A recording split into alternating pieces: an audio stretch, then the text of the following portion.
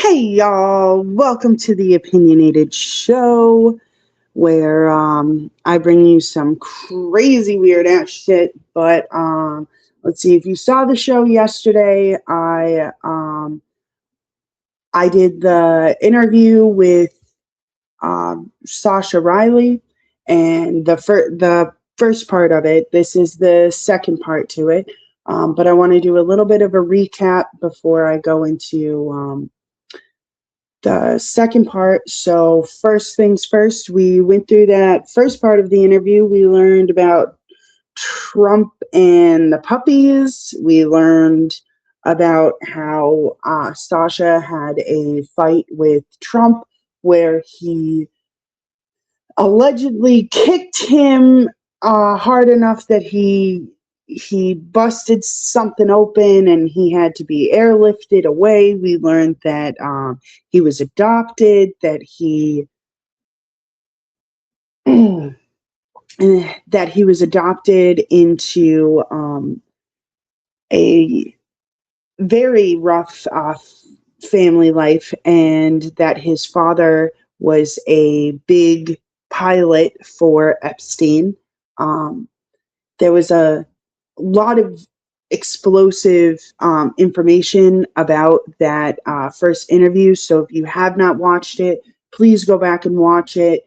And or watch this one and go back and whatever works. But also please hit that like button and share button. I'm really trying to get my numbers up. I want to spread this interview around because not a lot of conservatives are going to want to talk about this, and they're going to want to ignore it. They're not going to want to address it. That's why I am definitely addressing it, up front. As soon as I found it, I started talking about it on TikTok lives with some of my friends. And, I wanted to bring it to more people, which is why I'm doing this. Because I think it's really critical right now that the conservatives who are, the Save the Children movement need to bring that energy to this interview, and take the facts how they are and try and do our deep dive on all this information. And before we get to the interview, I want to talk about a creator who I've been following for a really long time. This lovely lady who goes by J Megan, and also known as Nerdy Pink Panda 1 on TikTok. Absolutely love this creator. Friggin' she did a deep dive into this information, and what she has fact checked. And I talked about a couple of things on the last interview that I did that she had proven and found out. So please follow her, show her the support that she deserves on her wonderful content and breakdown and deep dive of this. And I can't wait to see more. I'd show her content, but I'd rather, you guys go and find it. But she's doing a fantastic job. I absolutely love it. So yeah, if you can, like, share, all that fun stuff, and then we'll get started on this interview. Or the rest of this interview, I should say.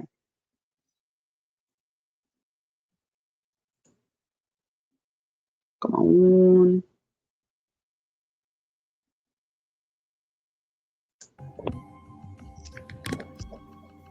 Oh, I'm just checking here. So to kind of recap what we were just talking about, one of the first memories, or one of the first memories that seared itself into my consciousness because of being what I perceived as a threat as a child, was watching Donald Trump kill a litter of puppies. He did it in a variety of ways. As I stood there, they made me stand there, and he would harm or kill the puppy and then look to see what my reaction was. And in my child's brain, that registered because I viewed him as somebody more dangerous than my parents, and I knew that they would hurt me. So in my ability to reason, my reasoning was if they were worse people than my parents, that they were somebody that might kill me. So that is why he was so, that's why I most of the stuff I just tried to forget. But with him, with Andy, and with Jim, I remembered them because they, the truth is they scared me. Yeah. Okay, so I'm going to summarize a bit about what we had discussed that wasn't recorded.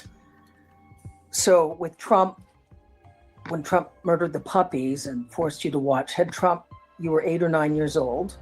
That was your first remembrance of Trump. And had Trump sexually assaulted and tortured you already? Maybe, but I don't recall. I think what happened, and I'm relatively certain, but I think that was the precursor to him sexually assaulting me.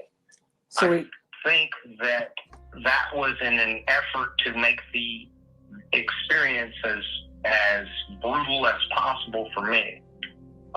That was the same kind of MO that was used with Patricia later on. Mm-hmm. So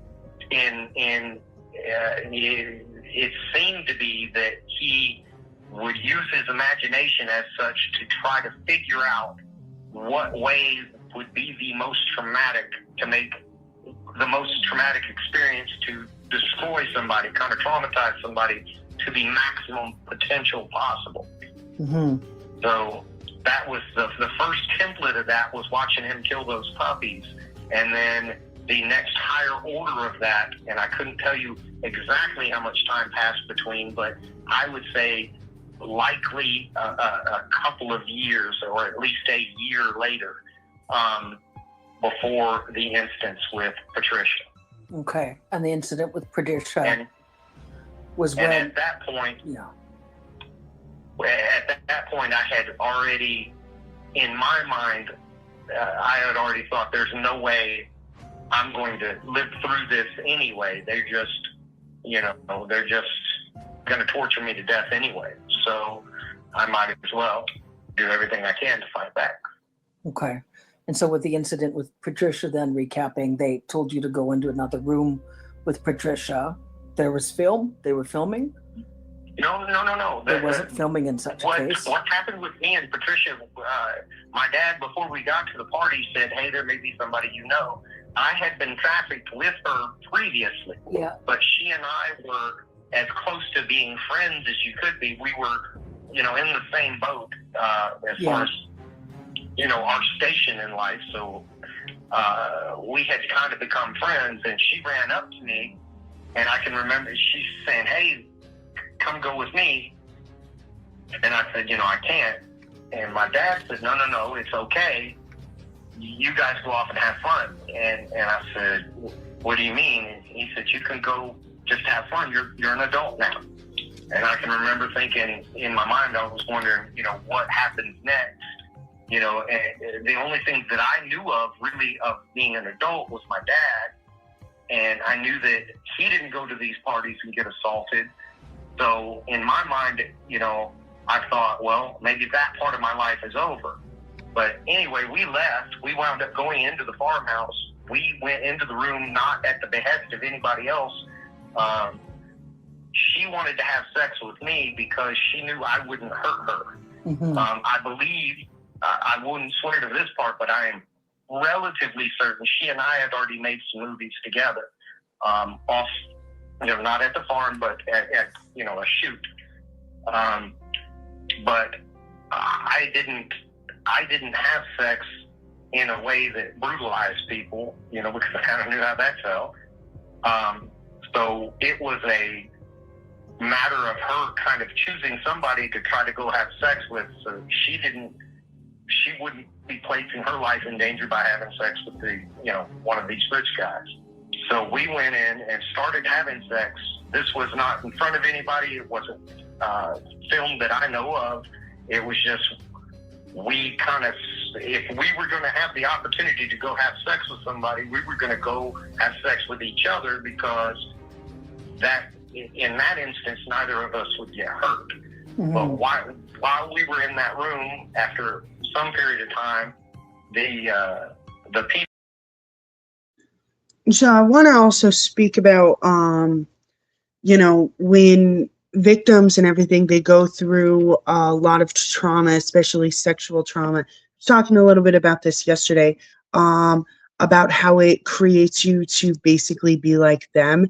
And these children were so sexualized that they went to, go and have sex with each other because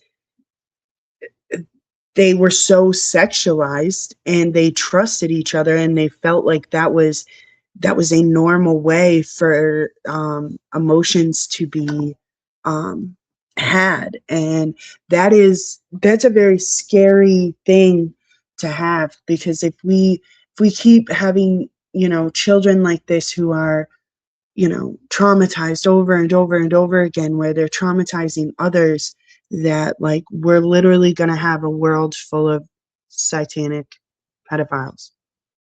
I mean, I guess we're kind of there, but it's wild to me. People at that party busted in, 6, 5, 6, 8 maybe people, big people, adults. At least one of them had a gun. I think 3 or 4 of them had a gun, to be honest with you. But then they assaulted her with me at gunpoint, and then they killed her in front of me. Mm-hmm. And said, that's what's going to happen to you if you don't do everything the next person that walks in this room what they want. Do you think they knew Trump was going to walk in the room? Do you think they had premeditated that Trump would walk in the room next? Oh, yes. Yeah. Yeah. Okay. I think that was just part of the experience for him, to traumatize me. And for all I know, he was watching through a crack in the wall. I don't know about that. So like an escalation from the puppies. Yes. Okay.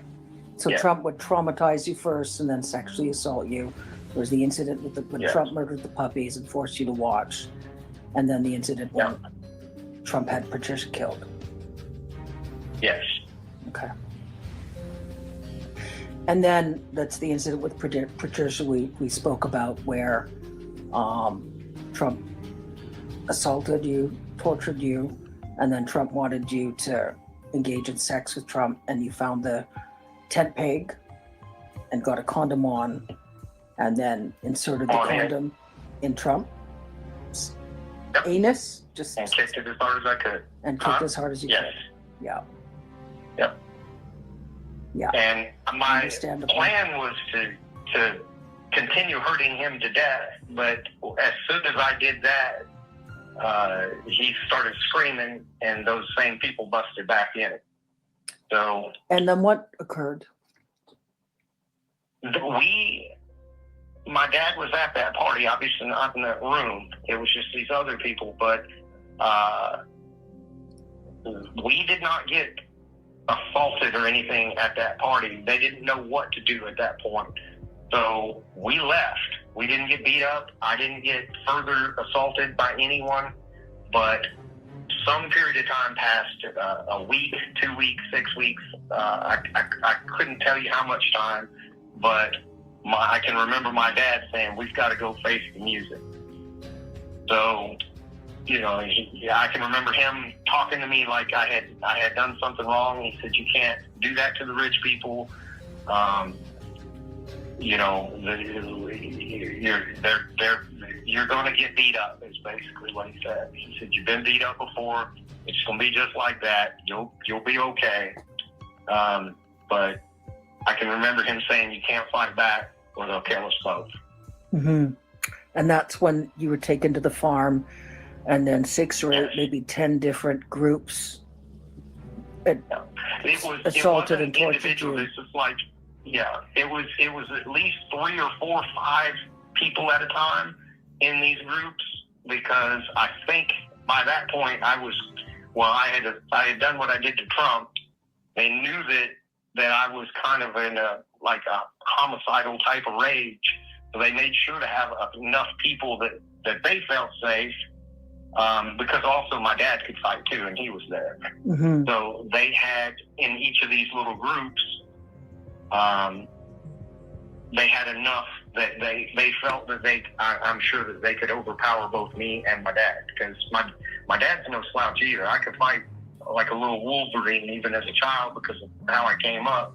Well, he was a bare knuckle boxer and a tough man type of dude, so he could fight too. But it was like they took us from station to station, to I don't know, just to increase the horror of it, I guess. I really Premeditated. Seems like premeditated. Like, well, what I know of Trump is that like, Trump would attempt to premeditatedly stage such a scene to terrorize you retaliatorily. Yes. So he wasn't there at that. I would assume that it was a close enough time frame that he was still recovering.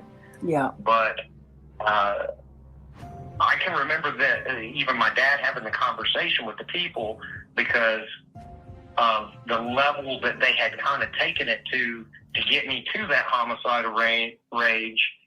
I remember my dad arguing that it was unreasonable. He said, this is just what happens when you push somebody far enough, So then an argument. So then they took you to different locations, several groups at a time, tortured and assaulted you sexually, and then at one point you said they hosed you off with a garden hose. And what did they say again to your dad? That you were dirty and to hose you off? They said he's disgusting. Just take a garden hose to him or something. And somebody went inside the house and got a bar of soap. And I remember they threw it at me and hit me in the head, and that they all thought that was funny. And I was struggling because I had to get the soap from the ground. And I can remember being hit to the point where I was just having trouble grasping the soap. Not just from a standpoint of like being able to see it, but like from the coordination aspect of it. Mm-hmm. Just because. Jeez. So like this second part, I have heard some of it, but not all of it. So I'm gonna be finishing it today. I kind of wanted to wait so that I could get my own raw opinion on it. But like, the things that they did to these kids, like, I truly believe Sascha Riley. I do. And from the research that I've been doing into his backgrounds, like there's nothing that I can find that contradicts anything that he's saying. And I feel awful. I wish that I knew this a long time ago. I'd been hit in the head and body and everything so much that I even had difficulty in getting the soap. So they made me like take a shower while they stood there with the garden hose just hosing me off. And I can remember getting really cold from that. But then it wasn't over. That would have been about the halfway point. And you said it was sexual assault followed by beatings in all of those cases. Yes. Some people didn't even want to sexually assault me. Some people just wanted to beat the hell out of me. So not all of them, they got to do whatever they wanted. But with all of the different people, it included some sort of physical assault, physical and sexual assault, or just the physical. There weren't any instances of just sexual assault. It was around causing damage to me, and towards the end of it, I can remember my dad saying he can't take anymore, he's gonna die. Yeah. And, at that point he had like drugged me, because I couldn't walk or anything, to one of the groups. And they said, if he can't take any more, it's not over with. You're going to have to take the rest of it. And he said, fine, because I'm going to go to jail anyway to kill him. So they beat the absolute hell out of him too. Okay. But I can remember my dad kind of carried me away from the last group of people, and I think he had to change clothes or something for me, and it took a while, 30 minutes or something, but I finally got through enough I could breathe and everything, to where I walked out of there with help. And then is that when they took you to Andy Biggs? Or Andy Biggs tortured and raped you? Not immediately thereafter, but another week or two passed, or maybe a month, week, two, whatever. I was healed as far as my most of my bruises and stuff like that from the first farm incident by the time I went to Andy Biggs. And of the physical assaults, it's the worst. He kept beating me until my ribs were broken. I was turning blue, convulsing. If you get beaten enough, as you try to breathe, you just kind of click. I can't describe it any other way than that. It's not even a wheeze or anything, but your like diaphragm or something locks up and you just start clicking. Some people call that like the death rattle. Yeah. But that's the point to which he beat me, to where when I would try to breathe, my chest would just make this clicking noise. And I don't know how to describe it. No, you described that extremely, extremely clearly. Like I say, I appreciate your forthrightness. Now, you and I had spoken, and you said that your dad told you that after the incident with Andy Biggs, that your dad said that Trump and Trump's associates said that whatever debt they thought you owed because you fought back against Trump, that the debt was paid, and the debt was you getting raped and beaten brutally by all those individuals, including Andy Biggs. Yes. And then you said that you don't recall attending any more parties after that, and you weren't sure if it was because they thought you aged out because you were 12 or 13, or whether they just thought you were too much of a hassle, like they could get caught. I think all of that came into play, yes. Or they might wanted to behave vindictive towards your dad about whatever money your dad was earning. Do you think that? I couldn't speak to any of that part of it. I'm not even sure like the financial arrangements or anything like that. Yeah. I can remember that when they sent me to the brothel, that they were upset that they didn't make more money. And then I can remember Lynn being absolutely furious because they were going to get this big payday from doing the child porn in Tennessee, but they wound up losing money on the deal because they got stiffed by whoever bought the film when it was done, and they had to spend, I think, some money on a lawyer, so it was a net loss for them. Mm-hmm. But it was something to do with like the film wasn't as long as what they agreed to pay money for, so they didn't make as much, and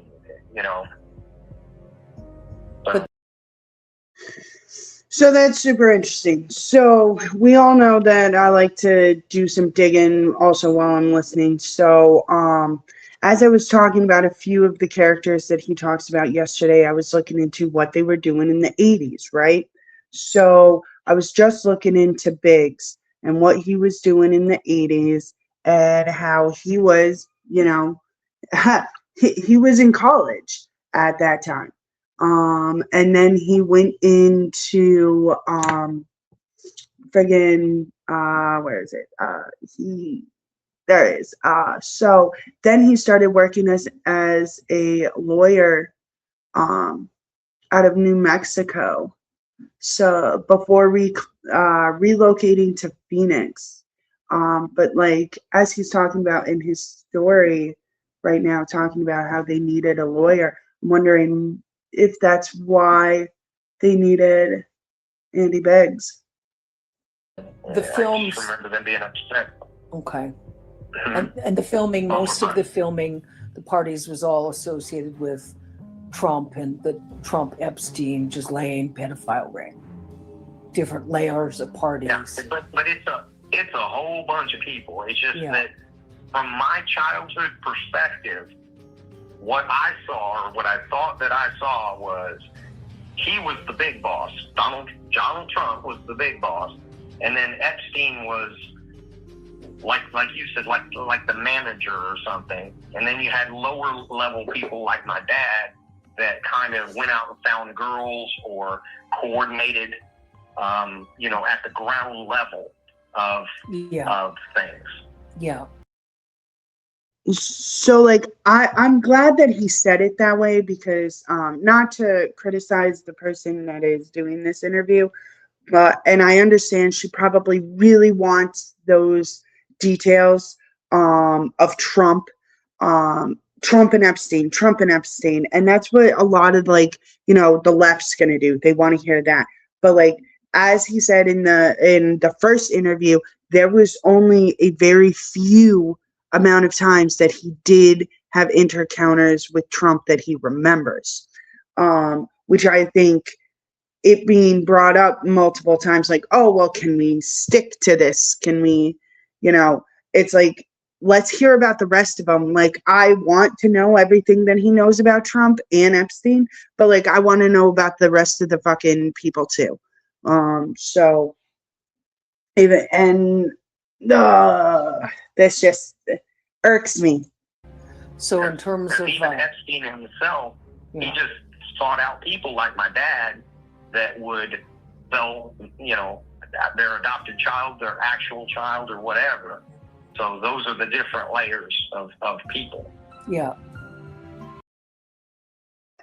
I got a question for the comments. So like what's the worst level? Like when it comes to, the people that are in these, pedophile rings, is it is it the worst of the worst, the bunch that are, doing all of these, or is it the people who are like working for them and getting them these people, these military or politicians or lawyers or doctors or whatever that are helping them get away with this? Like, are they equally as bad or are they worse? Like, I don't know, like, what do you guys think? I personally think that anybody who helped cover it up is just as bad as the people that did bad things to kids. Like, that is my personal belief on it, but like, let me know how you guys feel. Also, I'm gonna put this up on screen. If you guys have any questions, any any sort of information you think that is worth sharing about this topic, please email my podcast email. If you want to be a guest, if you want to talk about some crazy fun topics, this one isn't as fun. This one's pretty fucking sad. But I do a lot more other shit than this. So if you're interested, hit me up. Send me an email. Let me know your thoughts in the comments. Find me on other social medias. Like, I'm all about bringing people together and talking about these tough topics and learning how to not make these mistakes again and moving through this fucked up world with still good. Like, and fucking pray, honestly. If you don't believe in God, okay, but fucking pray. Pray for the world, because it's pretty fucked. But that Trump was involved in a lot of the planning, micromanaging, filming. Certainly the payouts. Yeah. Because I know that when I was offered to Trump, the excitement that was in the house from Lynn particularly was that this is going to be the big payday. we have made it up to the highest level of this thing, so to speak. Mm-hmm. Because they would sell me at a lower level to people that they knew. Not this is outside of the parties, but obviously they don't have the type of money that these rich folks have, so that wasn't really a big payday. So like that, I could totally fucking see, like, let's be real, friggin' Trump was known for being a pompous ass and obsessed with money. Like, and another like big thing that I feel like a lot of people aren't connecting the dots or having critical thinking about is Trump has fucking hotels everywhere. He would have been able to and land, like, and also tons of these other fucking billionaires have fucking areas, but like Trump in particularly had a lot of these fucking hotels, had a lot of these places that they could stash people for. They could do so many things. They could have these private rooms, oh yeah, Epstein, my hotel over there that you're by, I didn't, I got like 6 empty big giant rooms if you want them for the evening. You know what I'm saying? Like, I could totally see that being a possibility. Like it's not out of the realm. It's and my critical thinking skills, I don't know if they're just more advanced or if like I'm just not using them right, but like that's what I'm thinking is Big Boss had the way, and had the way to basically throw everybody under the bus, because maybe he thought if he got rid of Epstein and was the first one to call him out, maybe there'd be no real proof of him being involved. But I don't know. I'm just a conspiracy theorist. They were nervous about taking that kind of money because they were expecting this large amount of risk for really little amount of reward. And they were excited to make it to the level of Donald Trump, because I think the payday that they were supposed to get was $25,000. Mm-hmm. It may have been another sum, but that's just the sum that I remember. And that may not sound like a lot, especially today, but for our less standard of living, that would have been a fairly sizable chunk of money. Mm-hmm. And we spoke about in terms of the years when you were about 9 to 10 years old, maybe 8 years old, until about 13. Mm-hmm. And most of the parties, there were only 3 or 4 kids there. Sometimes only you. Yes. And it was sort of the different. And they would almost always have at least one girl there. So I'm sure that the mentality of that would be, to have a boy or a girl to choose from. And there may have been children at these parties that were in attendance that I just didn't see. Yeah. Because I was being abused, in like a bedroom of the farmhouse or some other location. And there could have been more people there. I can't really say exactly that. Mm-hmm. You get kind of just from a standpoint of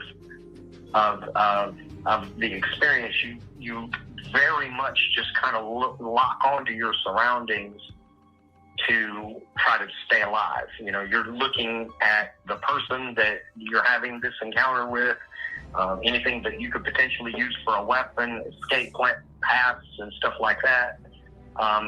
Very much you're in survival mode. So you tend to hyper-focus on just what's immediately around you.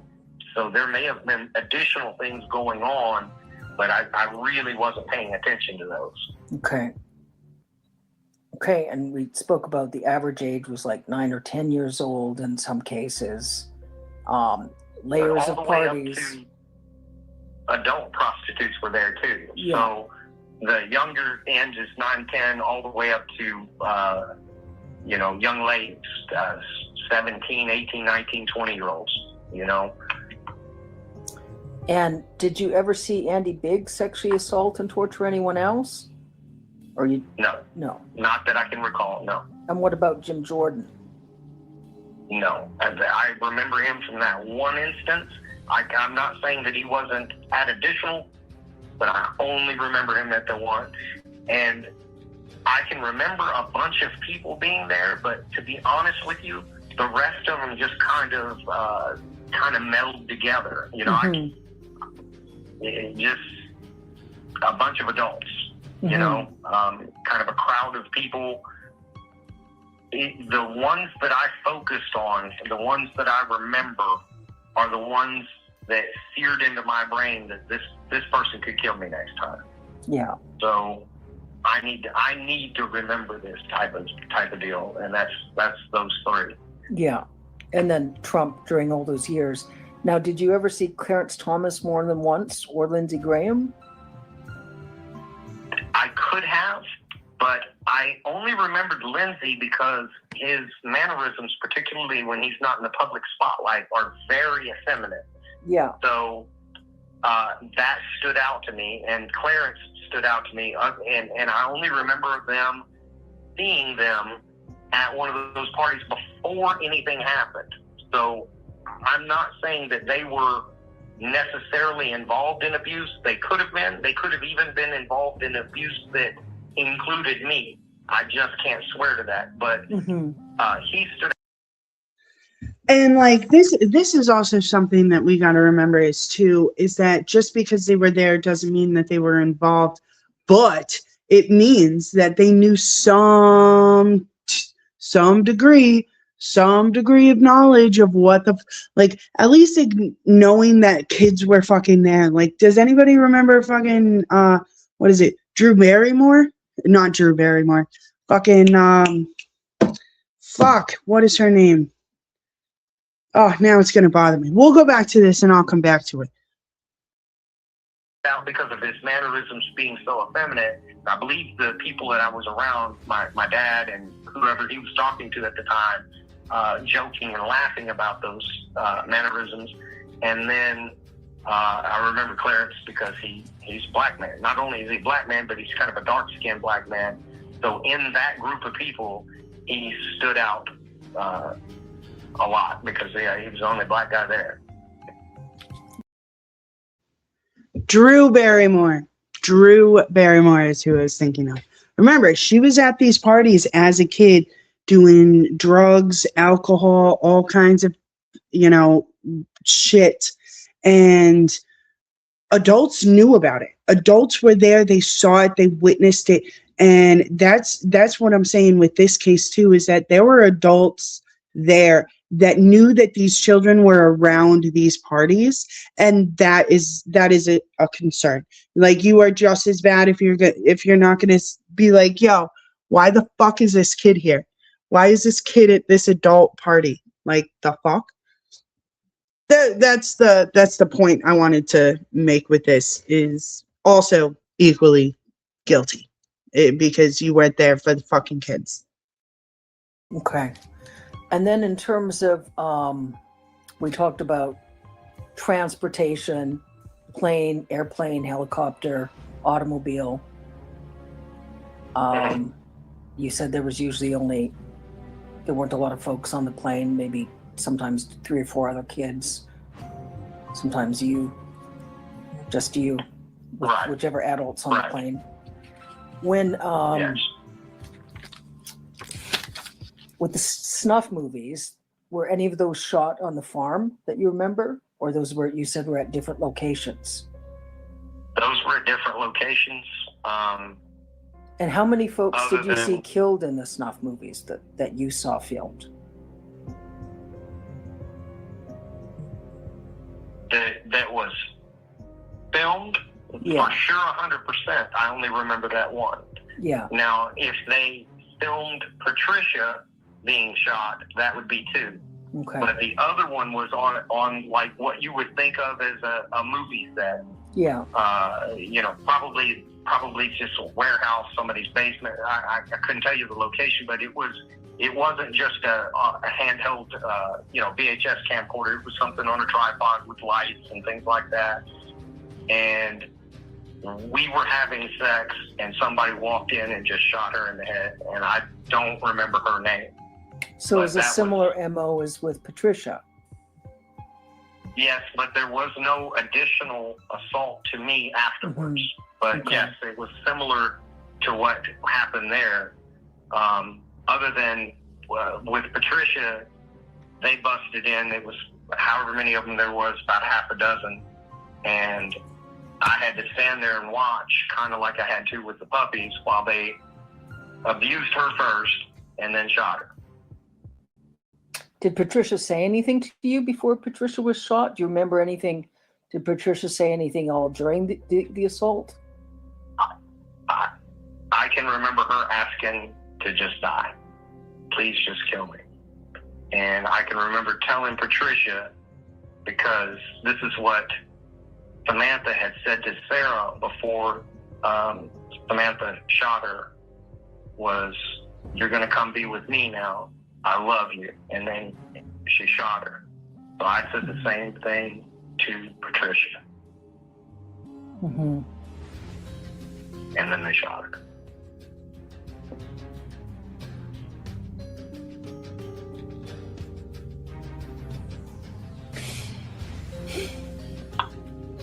There really aren't any English language words that convey, you know. I'm glad that you found each other, that you found some way that you could find some sort of friendship in such harrowing circumstances. I'm so sad, but you know, I don't. She was just a sweet little girl, you know, and that's what these people are. And this world just does not need that. Yeah. Do you have a sense that Trump and those perpetrators would specifically try to look for children they thought were really innocent to torture? Like the puppies? Oh, yeah. Like the more innocent, they wanted to torture them more? Yes. It was about the experience to them didn't seem to be all that sexual in nature. It was about taking a bright little energetic youth and then just destroying that person. Even if not physically necessarily, but psychologically, emotionally. Like to the point where they just really were like traumatized for life. Mm-hmm. That was what they seemed to enjoy doing. Yeah. My mother, Marion Riley, was of the exact same personality flaws that those rich people were. And as bad as my dad is, and as far as human beings go, I would say that he's just a failure in every way. He wasn't even bad. There was just some semblance of conscience with him. Like, I can remember at that party, him just about breaking down into tears because it was affecting him emotionally to see me take that level of punishment or abuse or whatever. Mm-hmm. So Lynn was a type of person, she would smile a good time. That she was. And that Donald Trump is. And that's who he is. Those three are like the next level of human as far as depravity goes. I mean, there's nothing in the way of watching another person suffer that they didn't seem to enjoy. It would be the best way to put it. So it would be similar sort of psychopathy as John Wayne Gacy. Trump. Yeah. If even worse. I can remember Samantha was the first and maybe only person that Lynn got to kill, and I remember her being upset that she didn't get to be the one to kill her. And that's the last part of what they used as leverage against me. And they had damaged her to the point where she was probably going to die anyway. But Samantha asked me, they threw her in the room, they had cut off one of her toes. she was not in a good way. I think that maybe they had broken her arm, but she was suffering, and she asked me to choke her to death, and I did. And they used that. My parents used that as leverage against me for a period of time, telling me that I was the only one guilty of murder. So in my childhood brain, I thought that made sense, but I just did for Sammy what Sammy kind of did for Sarah. That's how you. That's rough. And that goes back to like what I was saying about like how they put these kids into these awful situations and traumatize them and have them do traumatizing things so that they can become like them. And like having people basically stand around you while you murder this person, and then like while they're making you like, just I can't. And like, yes, it may have been asked, but just that's awful. We're looking at. Okay, so let's just recap because that's important. I don't want that to get misconstrued. So Samantha, Sarah, Patricia. Which one was African American again? Samantha. So Samantha was African American, and you were all tortured and trafficked by Trump and the Trump Epstein pedophile ring. Yeah. Brutally tortured. When Sarah was going to commit suicide, Sarah was afraid to pull the trigger, and Samantha pulled the trigger, and so that Samantha could die because Samantha was afraid to commit suicide. Sarah asked Samantha to pull the trigger. And then when your parents, I was in the room. Yeah. Sarah had asked for me to be in the room too because she wanted. We cared about each other. Me, Sarah, Samantha, and Patricia were all just like, we kind of, Three Musketeers or whatever. We kind of stuck with each other because we did the best we could to look out for one another. But she wanted me to be in the room too because she wanted to die around the people that she loved. And at that point, it was just me and Samantha. I don't. And was that at the brothel again, or what was the location? Yes. Yeah. Okay. That was at the brothel. Okay, and so that's when Sarah died, and then they had to clean up. Yes. Yeah, the adults came in and took Sarah's body, but I remember Samantha and I had to use the cleanest solutions and clean up all the blood and stuff like that. Mm-hmm. And then when Marie Lynn and William Kyle tortured Samantha almost to death, Samantha was going to die, and then Samantha asked you to kill Samantha, similar that Sarah asked Samantha to kill Sarah. She showed me how to choke her, and I did. What else did she say? Samantha? Yeah. She just made me. She said to save her? She made me promise to live life for both of them. She made me promise that I would get through it.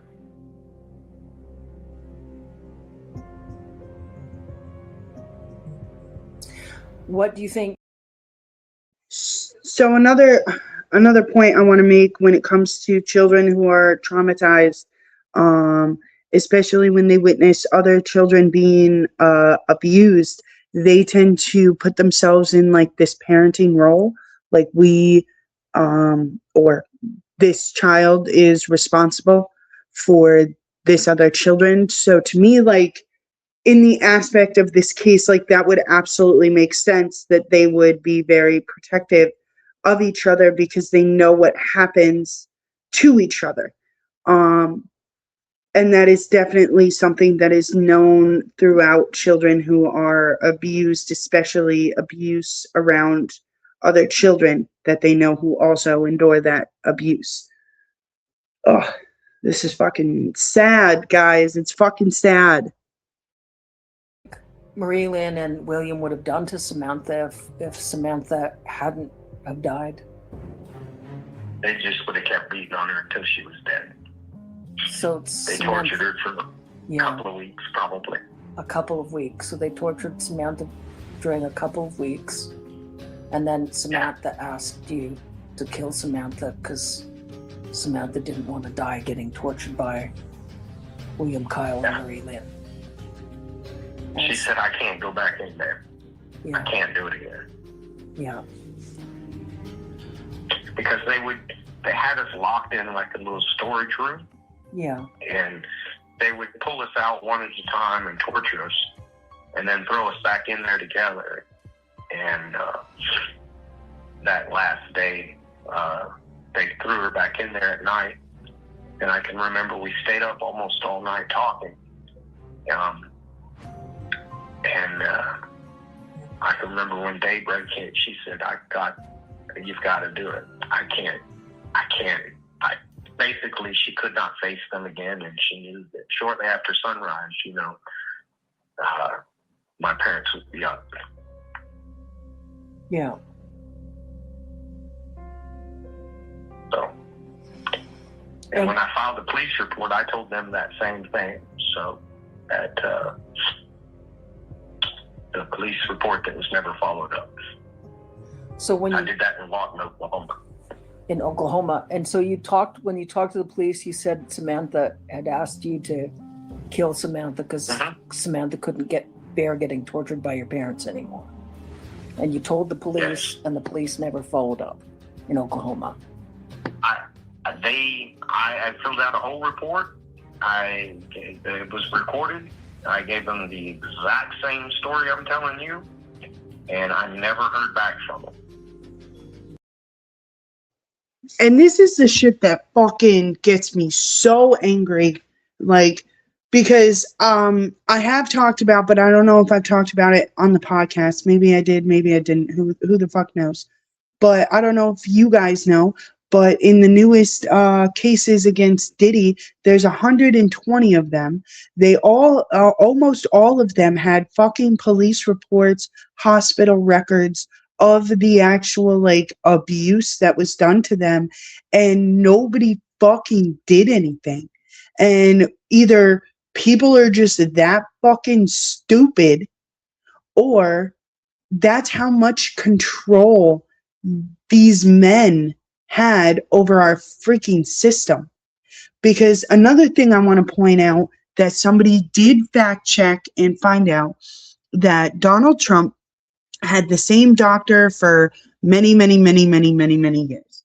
Something happened and his doctor said, I'm not gonna, take care of you anymore, I guess. And then the next day, friggin' people show up, officers, blah, blah, blah, blah, and they take all of Trump's medical records out of that doctor's office. Friggin', I believe it was in 2017 when that happened, which means that was within his first term. And if that is the case, and he went and got all of those records removed, that doctor would have, because he had that doctor when the issue with Sascha Riley was going on, he would have those records, I believe. I believe his doctor would.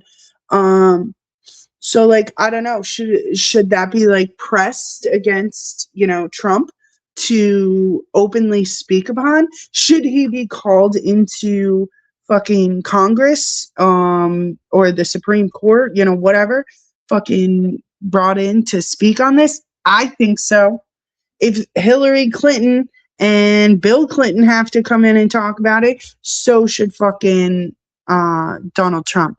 And if all of these reports were fucking made, why are they not in the Epstein files? And if they are, is that's this redacted shit that we got over Christmas? Like, what the fuck is this? And like, we the people need to fucking start making phone calls, start really fucking bitching and complaining, so that our fucking Congress actually fucking does shit. And I don't know why. I don't know how deep they dug. I don't know why that investigation stalled, but at the conclusion of that, I felt as though law enforcement was not somebody that would do anything. Because I know that the investigations have to be somewhere. Yeah. My parents were investigated over and over and over again, particularly my dad, in 3 different states. Seems like there was some different states. Yeah. 4 different states. Because Texas, Tennessee, Alabama, and they tried to kill me in Florida. There was another investigation in Florida that followed them back to Alabama. Yeah. So, you know, I have a question for you. This also pisses me off because he has also talked about Child Protective Services, how the police were involved, how all of the, and they all fucking failed him.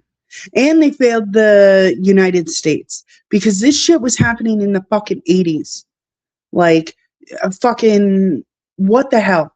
What the hell is going on? Who's in charge? Who's fucking doing this shit? Like, this is absolutely fucking absurd. Absurd. Yes. This is specific regarding with Trump again, and I think it might help in terms of sort of just establishing something.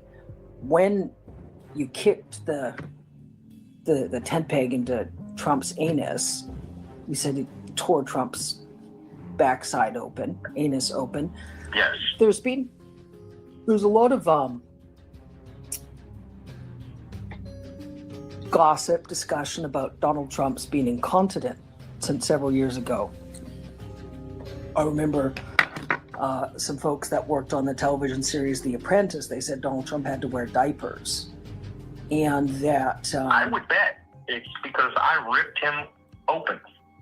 That's what my sense is that some of the gossip has been, Trump had used Adderall, Trump was incontinent because of drug use. But I'm wondering, and I do know that the truth, if that's actually the reason Trump wears diapers is a significant part. Do you remember? I mean, can you describe what the injuries look like?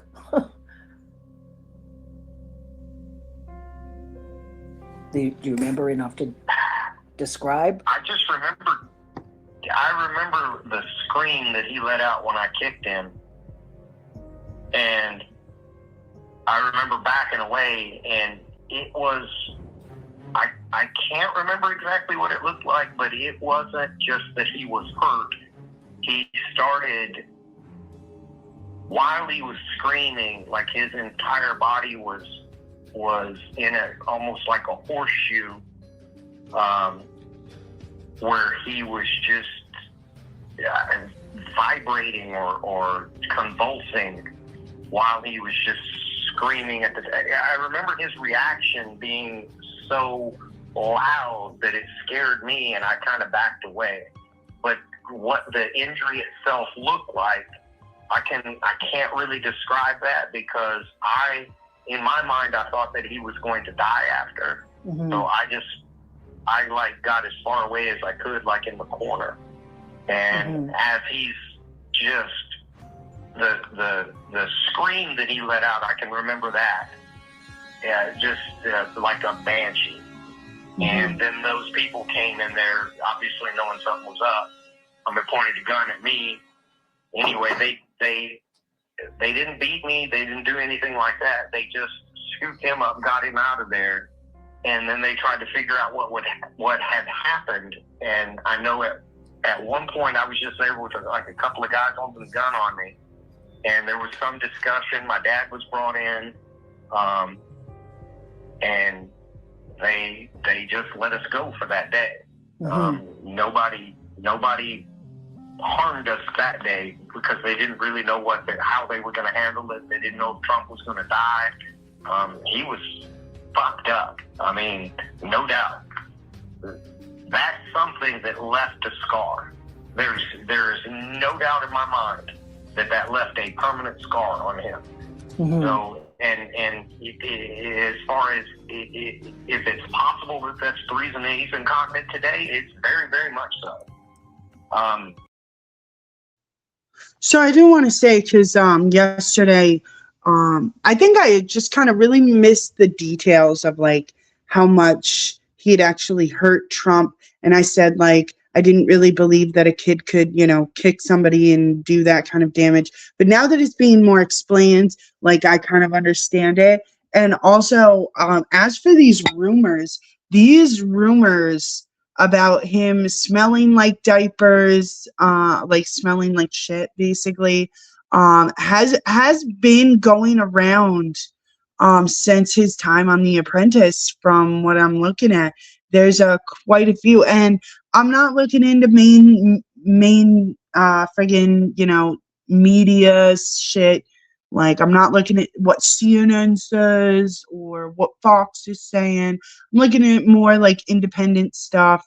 A lot of different, not really testimonies, but like people who have, witnessed and been around, who talks about these rumors.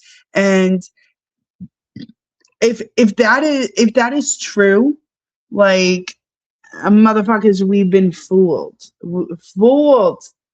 Like, this is freaking wild. Wild. It wasn't, it wasn't a minor injury by any stretch of the imagination. It was my best effort to kill him in the most horrible way that I could possibly do it. I just happened to fail. Well, you were 12, and you'd just seen Patricia tortured and raped and murdered. Trump premeditated the murder of Patricia to torture you, and then Trump tortured you. It's extreme circumstances.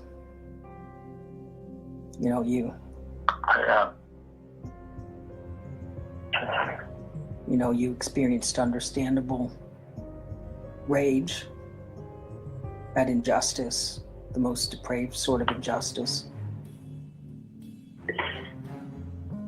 And as much as I am able to corroborate, I wish somebody would just offer my dad a deal, because he knows all of it.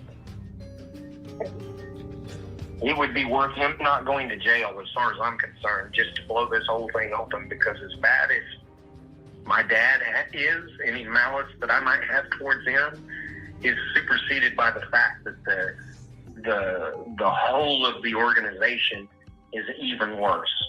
Mm. Yeah. But that's just me talking to you. I mean, I understand you're not in that position. I'm not in that position, but that's just, I wonder how many other people are out there that are just like my dad. My dad was kind of like a recruiter, maybe. I think he would go out and find runaways, but I can't say where those people got all of the other people. I know that I don't know where Sarah came from. I know Samantha came from an abusive household, and she ran away when she was 12 or 13. Lived on the streets for a while, and then wound up in that brothel, and then wound up getting used in that whole ring. And Patricia had been in some similar circumstance where I think that she was adopted and used kind of like I was, but then she wound up on the street too, another runaway. Mm-hmm. But I don't know Sarah's background. I don't remember it.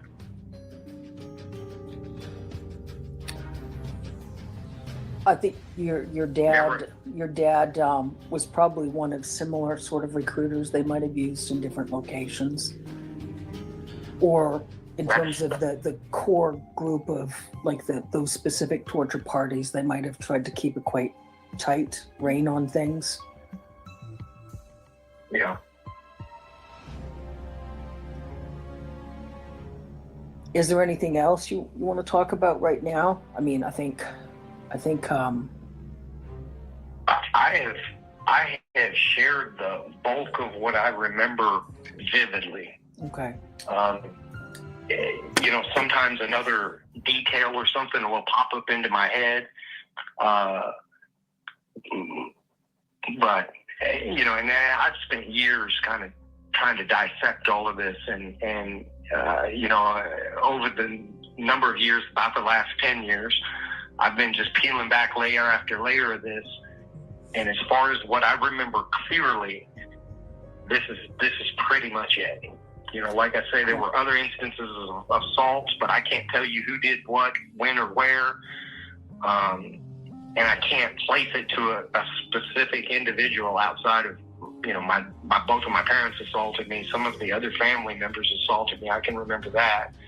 But as far as anybody of any importance, those 5 names that I've given are the only ones. The 2 that were there, and then the 3, Andy, Jim, and Donald Trump. Mm-hmm. But there were other people at those parties, and those people were important. I just can't point a finger at them and say for sure. Yeah, no. He taught, and for somebody who's coming out and they were a kid, they got away from this, and this was fucking in the 80s. He was talking about I think it was his caseworker saying that if she is still alive, she's like in her 90s. Like, so this is some old information, and trying to remember all of those details are going to be extremely hard, except for the ones that are burned in your brain.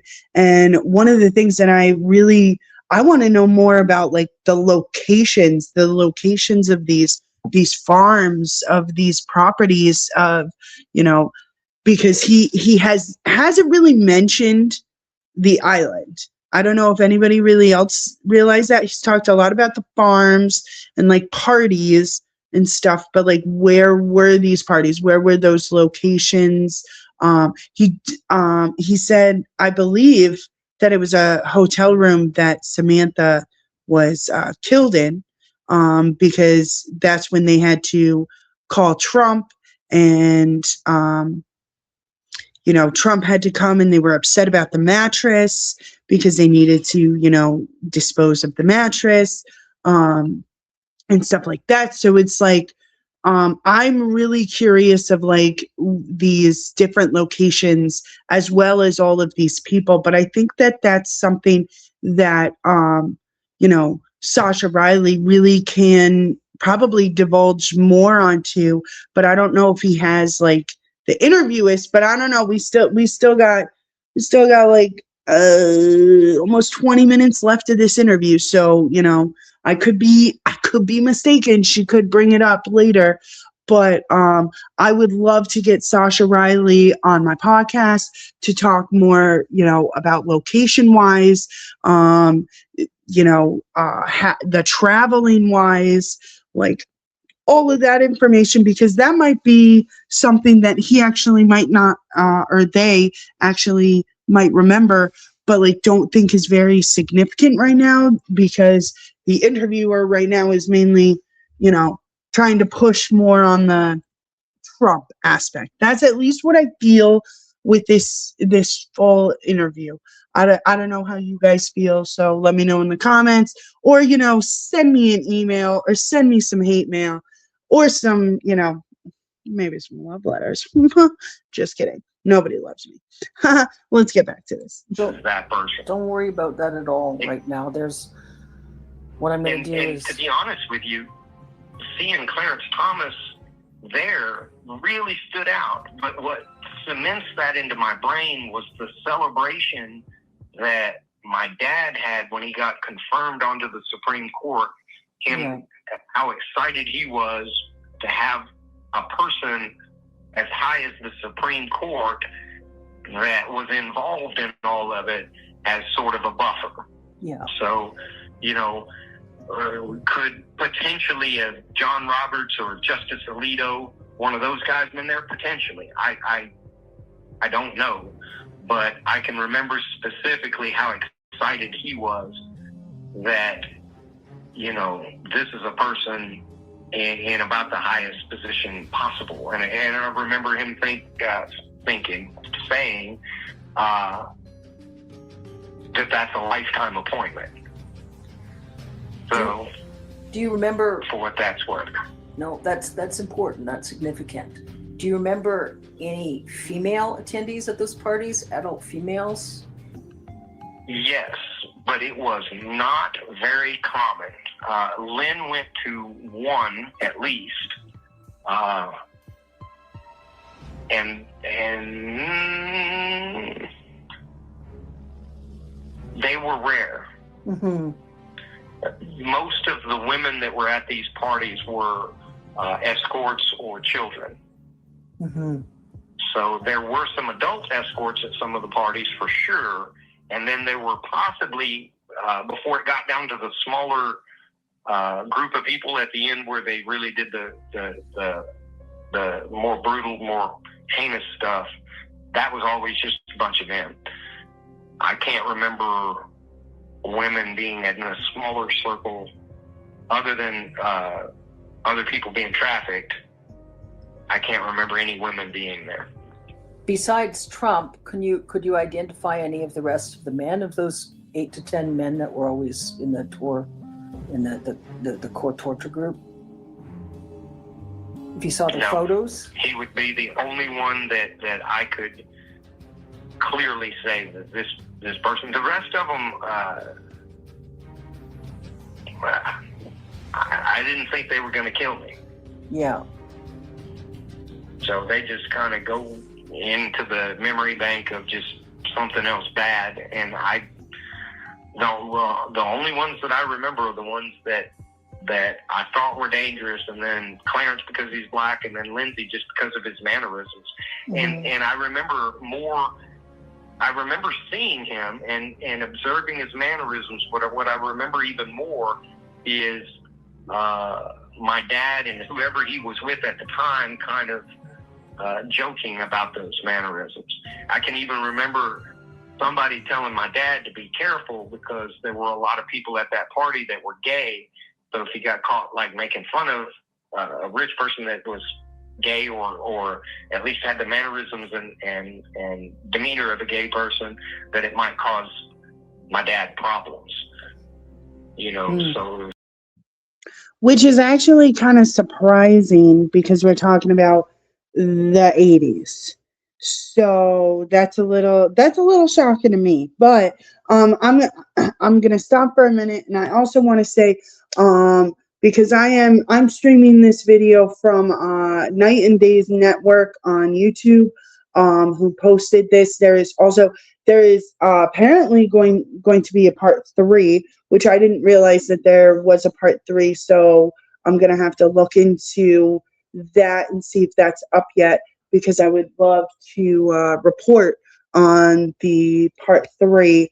Let me know in the comments if that's something you want to see or not, or if we just want to look it up on our own.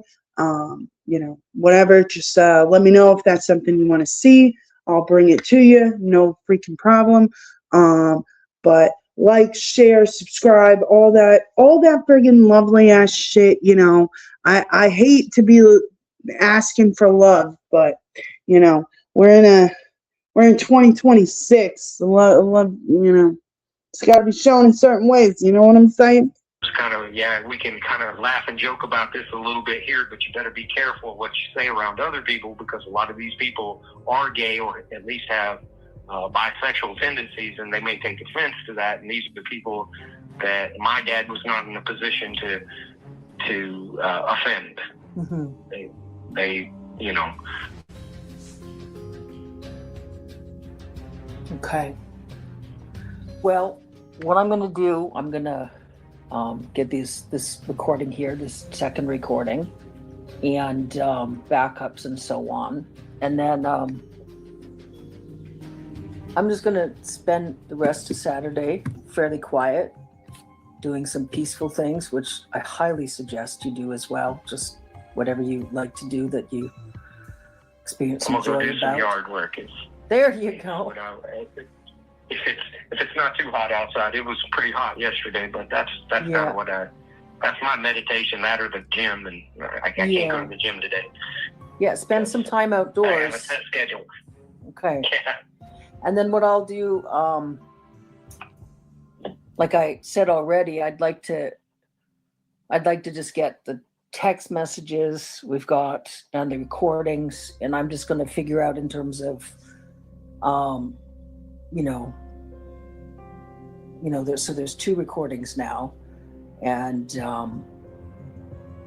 I'm just going to figure out whether I might just upload to a specific drive, and then I've got to look at just in terms of the logistics with the recordings. Like I said, I'd like to just post them raw with a brief summary, and a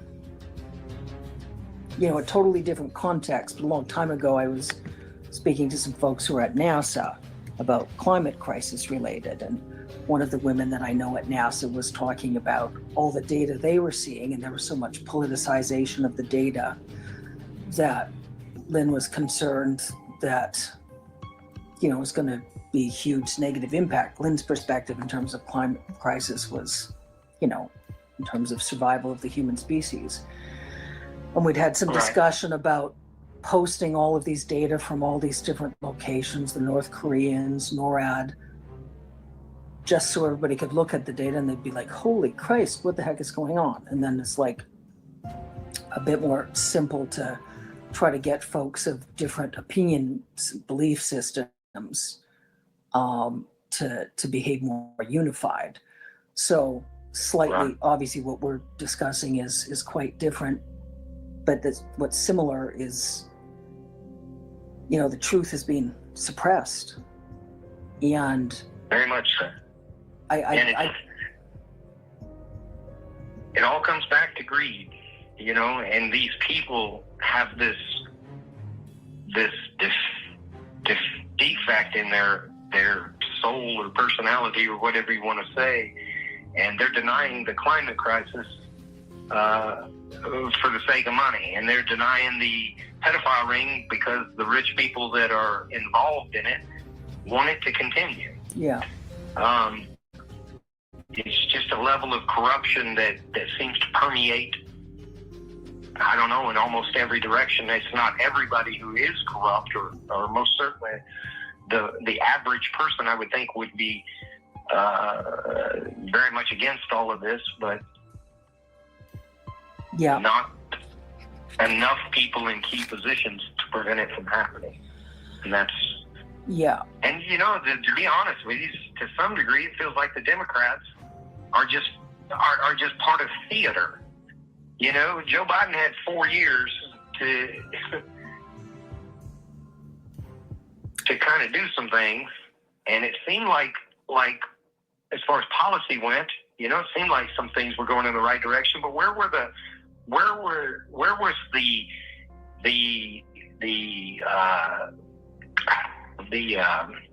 urgency with the guy that tried to incite a coup? Well, it almost feels like they're just playing almost all feels performative. No, I understand. I think this Joe. Side and that side. Yeah, I think Joe. It feels like political theater to me, which goes into the Q conspiracy, which I still find extremely interesting. I don't know if you're a Qer or not, but definitely do a deep dive on that, because that's some interesting information. Also, go back and watch my Truth Talks episode about the CIA masks. It's called the Master of Disguise. Go back and watch that, and that also explains a lot of information, at least to me, of how a lot of this shit was able to be gotten away with. But yeah, let's jump back into this, guys. Let's see, we got just about 10 minutes left. Biden was trying to do the right thing. And there's obviously a lot of folks, Republicans, that are involved in the pedophile ring and have compromise against them, and perhaps some Democrats. And I think it's one of those situations where, I just, excuse me. I gotta say, choking on those words, lady. I think some Democrats too, maybe. Yeah. Like Joe Biden was definitely in fucking involved. Like we know that. Bill Clinton also heavily involved. Like that, there's fucking proof of that. So to say, oh, maybe, and maybe she's just from Canada, but like,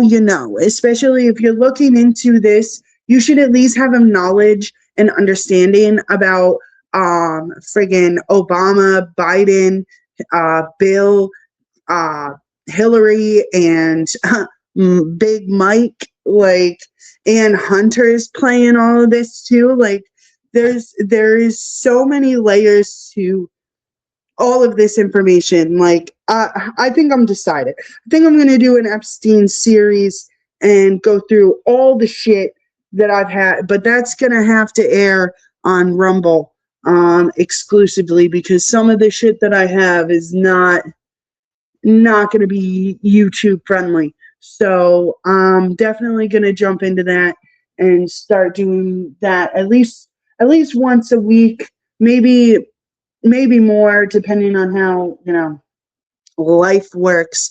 But I really want to get into more of the dirty details and all of this information. And I could even go through all of the emails, slowly but surely, just to get that information out and put all of these dots together so that people can really have an understanding of how fucking deep this goes.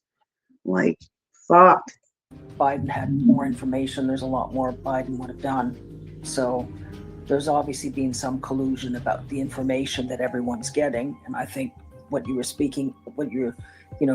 talking about in terms of parties and how the parties seem to be presented, folks that were engaged in some level of criminal behavior, but wasn't the extreme criminal behavior of those that were torturing and murdering kids.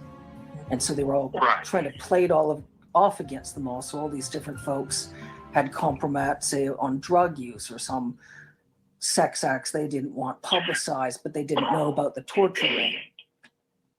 So it's a lot of collusion, but there are decent folks, and there are decent folks that are trying to do the right thing. And I'll get these audio files, I'll get them looked at, I'll get them uploaded, I'll write a little summary. I'm sort of simmering about, just some of the logistics in terms of the file size, the right location, where I'm comfortable with the files being. And I'm, like I say, I've already looked in terms of some contacts at the Hague. One of the things with the Hague is the United States isn't part of the international, the criminal court system anymore. But I know how it can still be presented, because it is international security issue, considering Trump's wreaking this sort of havoc. Now, Trump's attempting to wreak havoc on all sorts of folks in all sorts of countries regarding tariffs and all sorts of nonsense. And is it the exact MO you described with the puppies and with Patricia? So he does seem to enjoy watching the act of suffering play out. Yeah. In almost any venue that he has any part of. Yeah. And now with immigrations and detentions, disappearances in the United States, again, it's similar. Yeah. Yeah. I don't know. I just, if Trump does one thing that's good for this country, it will be by being such a putrid human being, he will maybe expose much of the corruption around him. And that is my only hope for him. Other than that, he serves no positive purpose to mankind. Yeah. But if his level of malfeasance somehow segues into the exposing of the misdeeds of some really bad people around him, that'll be the only good thing he's ever done. Yeah. That's just my opinion, but yeah. I have watched this presidency closer than any other because of my past, and good God, everything he touches turns to shit. Yeah. And it seems to be that he turns it to shit in the most callous and horrible way possible for as many people as he can make it that way. Yeah. So as a I wouldn't even say Trump supporter, because like I support a lot of the things that he has done, like, but like, yeah, this is gonna be a stain on his name like forever. Like, nah, like, route under the jail. But I will say that over the last 2 years, one of the biggest things with this kind of aspect of what is going on over the last 2 years, the FBI has been raiding islands, which also is a very hush-hush topic, which is kind of pissing me off. Because I'm sorry, Kash Patel, you can come out and be like, oh, Ben Holla, Charlie Kirk, but you can't come out and be like, hey, you know, the reason why I can't indulge into these so-called conspiracies is because me and my team are going to different islands all over the world chasing down $1 million freaking pedophiles. Like, and if you don't know about that, I'll do, maybe I'll do a couple of videos kind of like this, where it's like not really testimonies, but it's videos and it shows the evidence and stuff that has been found. This is something that a lot of my friends who follow me on TikTok, who, you know, see me live and stuff, this is some of the stuff that I've been talking about lately. So I don't know. And also another reason why I mentioned the whole like mask episode and like Q and everything, because the Q conspiracy is that the military asked Trump to run. To me, especially with this, I feel like the military said, Trump, you are going to be our face of our political theater. And if you don't work with us, then we'll just make a mask of you and you'll be under the jail. So maybe he's already under the jail, and the person that we're seeing is wearing masks just like Joe Biden. Who the fuck knows? Who the fuck knows? Not me, just speculating. This is all speculation and fun and using our imaginations. Of course, YouTube, just in case.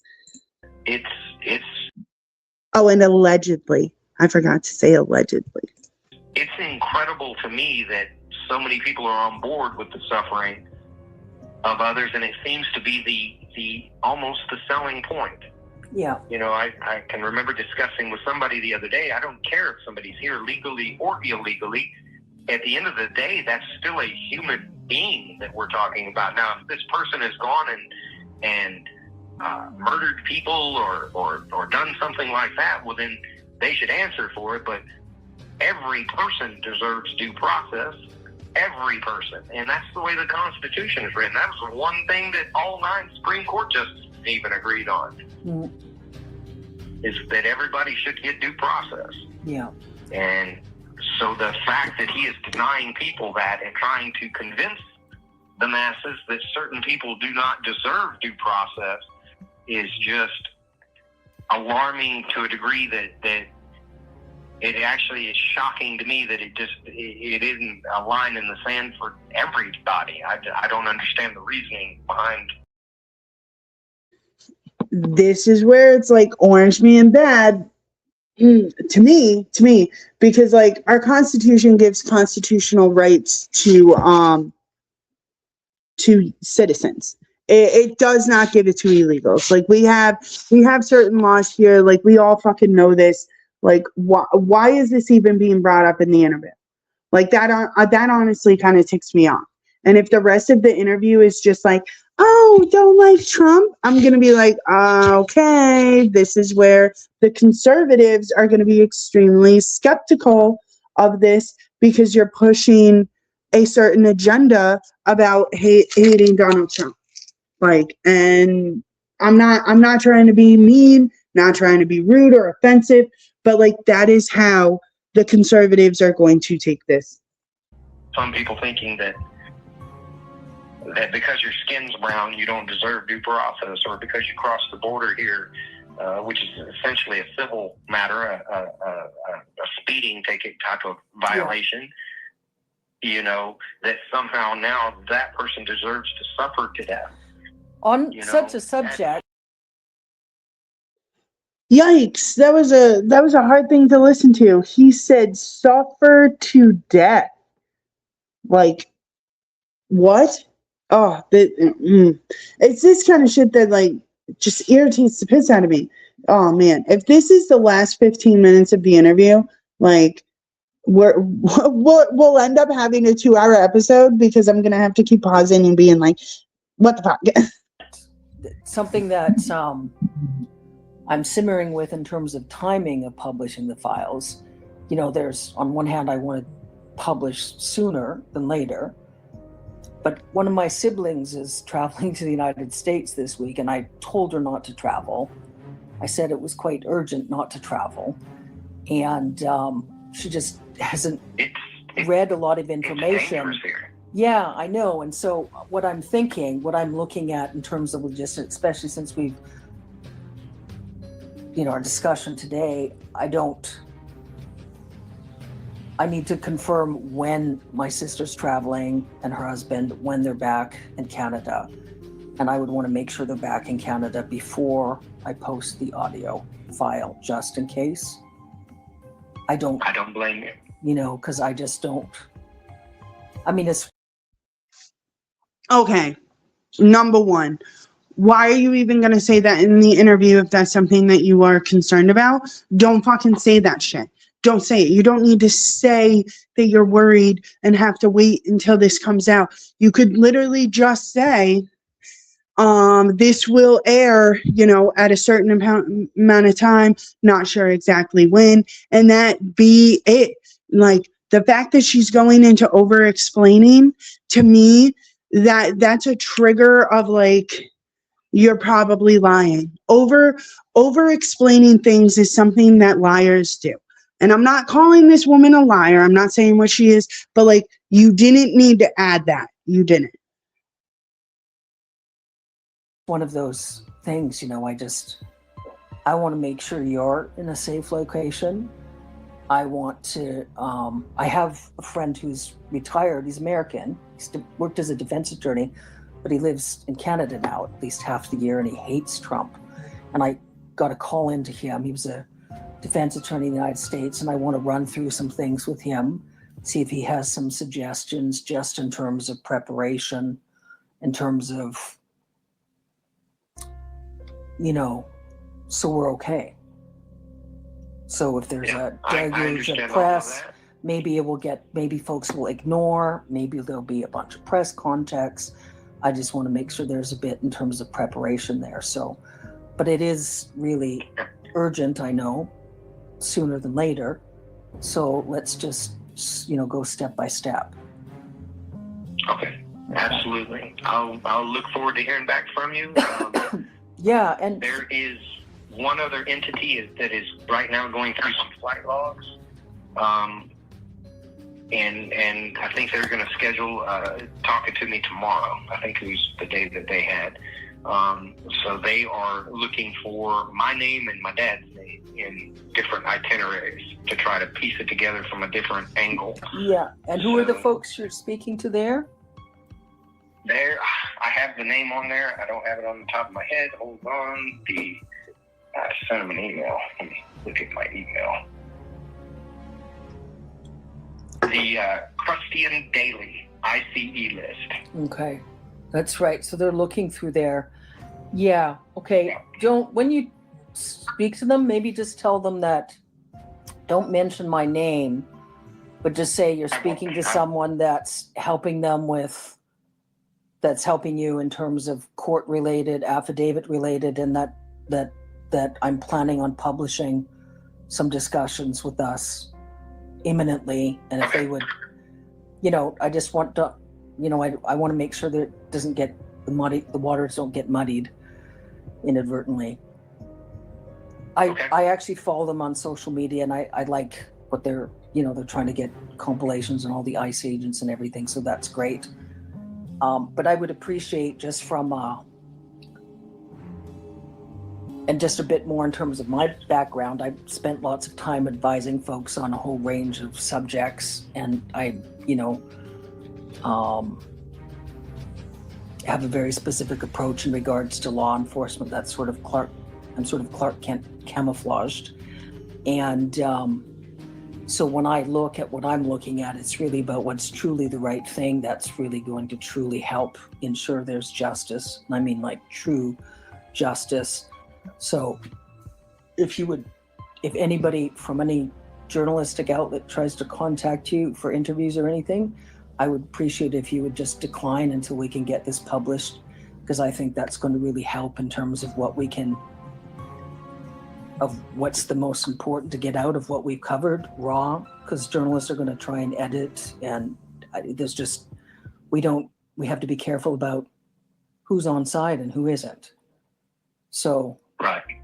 So, and I'd like to speak to some folks that, with the human rights organizations, maybe even try to get something into the ICC before, again, sooner than later.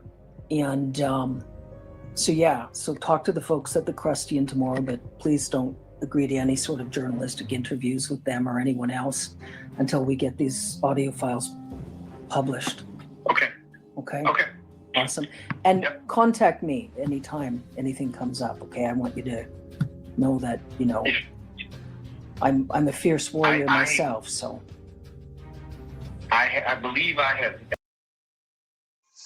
So I understand the whole wait until this is published, but it kind of irks me at the same time, because I understand being safe about it and wanting this information out, but to basically tell him don't do any interviews until this is posted, until it that's a little concerning to me, because he should be willing to work with as many people who are willing to work with him. And obviously there are going to be people on the bad side who are involved. Obviously the media is involved.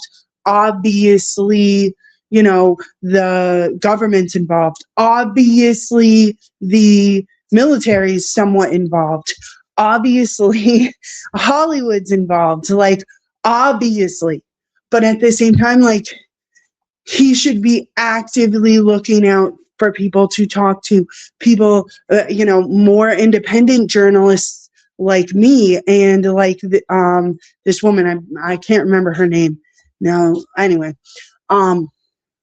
but he should be absolutely looking for independent journalists who talk about these kind of topics. So that kind of irks me a little bit, because it's why would you want to put a pause on it? I mean, maybe so that you can get these interviews out first, so you can get the credit, maybe. But I don't know. It's a little sus for me, and I'm sorry I'm being very critical. And if that bothers, the viewers who are watching this, I'm really sorry, but other people are going to be just as critical and probably worse than I am. So I'm trying to be straightforward and trying to be as brutal as possible, because I would be the exact same way if it was somebody else. Like, I have always been very critical on the victims that come out, and I want the right information. I want it to come out the right way, or, just to come out at all. Like, that's important to me. I have relayed the bulk of what I truly remember clearly, but if some detail should come up that I remember after the fact that I think is pertinent, I'll just shoot you a text or a message. Yeah. And I feel like I've been as thorough as I can without ad-libbing. Yeah. I have my thoughts on the matter as well, but I'm just trying to relate those things that I clearly remember, and that unfortunately is just the small amount that I have told you. There's much more to it. It's just that those details are so muddy that all I can say is there's just a substantial amount more abuse that I can't pinpoint and be specific about. So. No, I understand. And then, again, I'd still like to look, we've got these files. I probably, in terms of the one file, I'll probably shorten the length just of the 5 minutes where we talk about, carefulness in terms of journalists and stuff, and my sister traveling, just for safety reasons. So I'll just cut the one file short. But right. Then for sure, I'd like to look at. That's interesting that she said that and then didn't do that. That I find is interesting. Like, she is so worried about it. She talks about how worried she is, talks about how she'll probably cut that part out, and then doesn't cut that part out. That's unless there's more that she, talked about. But I'm pretty sure it was a good 5 minutes of them just talking about that. So why didn't you cut it out? That's odd to me. Odd. Another interview where we talk about some of the details that are fuzzy and everything, but just peacefully. It's the right timing and things.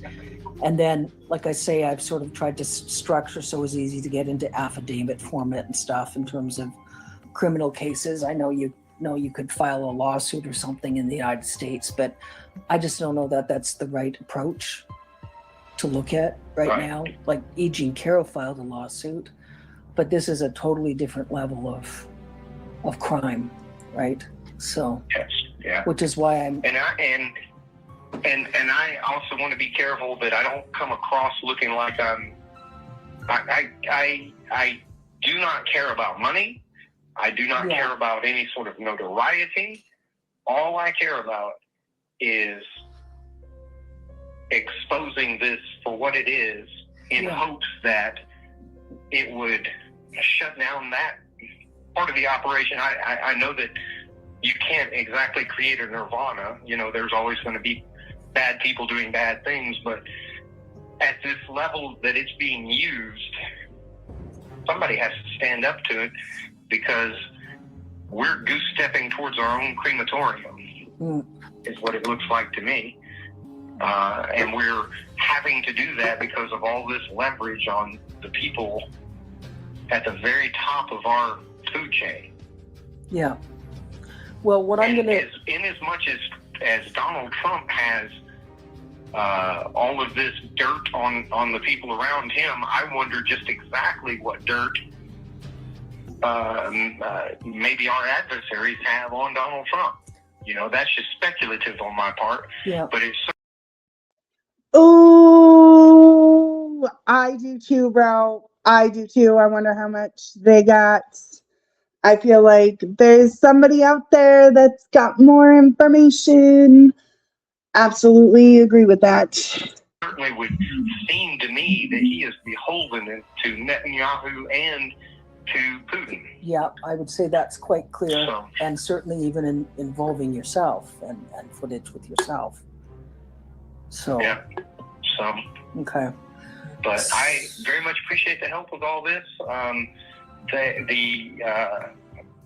I've forgotten the name again, the crustacean or whomever, they are trying to put together the different flight itineraries. So okay. They and possibly I'm not sure who I spoke to about that, but apparently there's facial recognition software and there's an international porn database.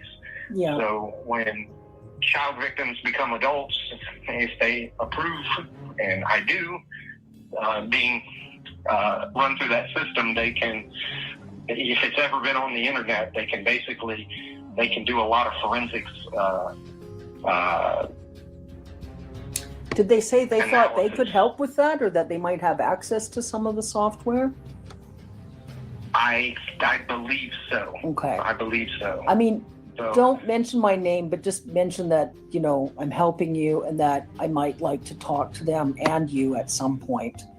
But just tell them I'm sort of looking through in terms of the ICC and I'm doing some diligence there, just precautionary.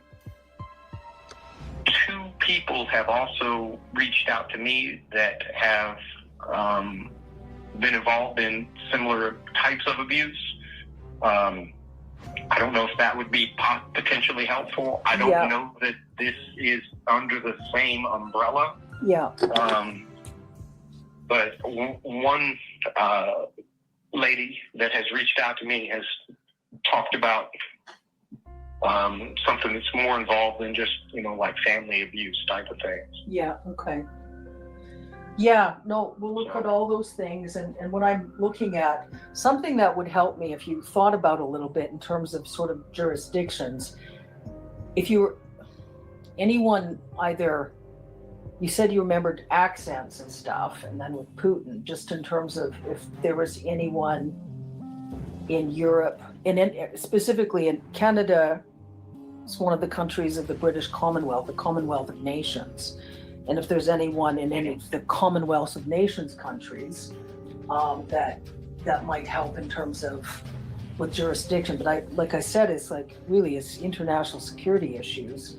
So, I would hope that, decent folks working as prosecutors in Canada and involved with the ICC and concerns regarding NATO and the Five Eyes Agreement would do the right thing and attempt to assist. So that's sort of what I'm trying to sort out a little bit there. But I know that as a very big start is just publishing the briefings.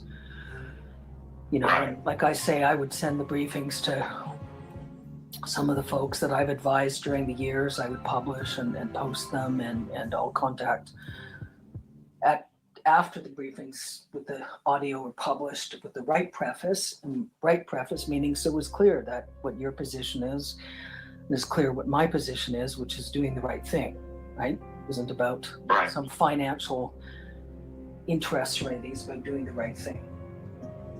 Right. Sometimes doing the right thing involves finances, but that's not what we're talking about here. We're talking about honoring the truth. That's it.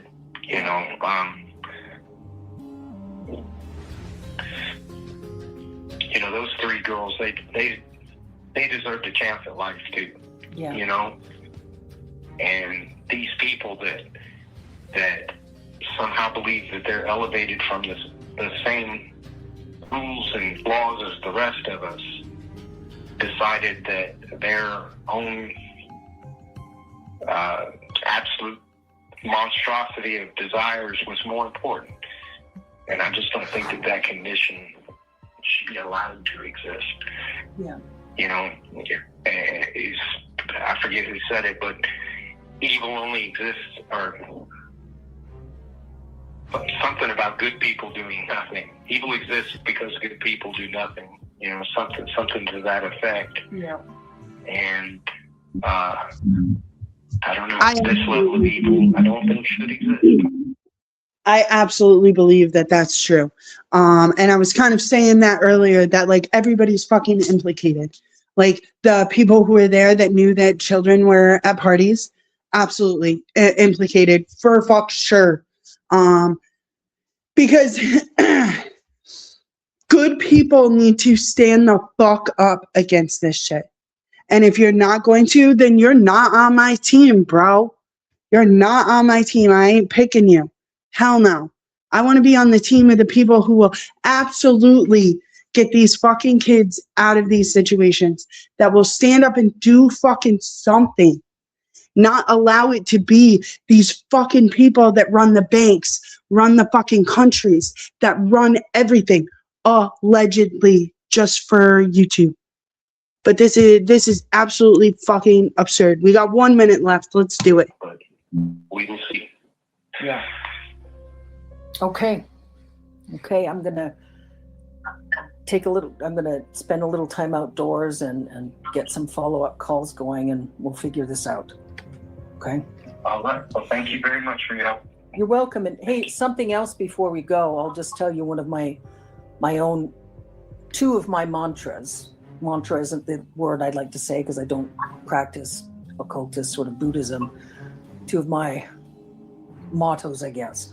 Honor self, honor all is one, and fangs forward, faith up is another. So that's my approach on these items, if that helps. I do appreciate all of the help. I do. Thank you. I hope that my hope is just that this some good will come out of this. Is it? And if that just means exposing the bad people, then so. Sascha, I'll make sure. And how, I can't even quite really speak to you about how. I've already made sure there is justice, and it's much more immense than anyone else really experiences awareness of, and justice is here now. Okay. I appreciate it. I look forward to hearing from you. Yeah, I'll talk to you soon, Sascha. If you crave nature. Yikes. So how do we feel about that? That was definitely, that was hard to listen to. I'm not gonna lie. And there's a part 3 apparently. I thought it was just 2 parts. My bad. Guys, so there's definitely going to be part 3. I don't know if I'll get that done tomorrow. I'm trying to look at my calendar, but I'm a dumbass and don't know what today is. Let's see. Okay, yeah. All right. Anywho's, so yeah, I'm gonna be back later today with Birdie and Nerd. That'll be live on Facebook. So if you guys don't have me over at Facebook, feel free to go find me, Meg Opinionated.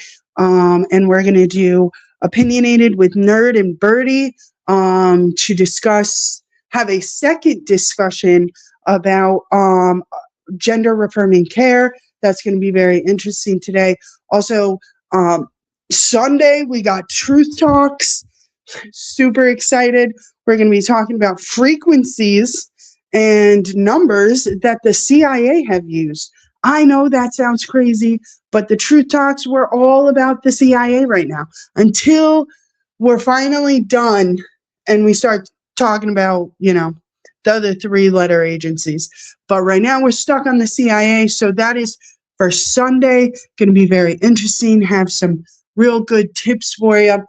And that's, I think, all that we have going on this week. But yeah, for now, let me end this before it's freaking 2 hours and my IT guy yells at me. But let me know how you feel about this interview. Send emails, send the love, do the likes, do the shares, do the whatevers. Do the whatevers. And I'll see you guys later. Love yous. I'm out.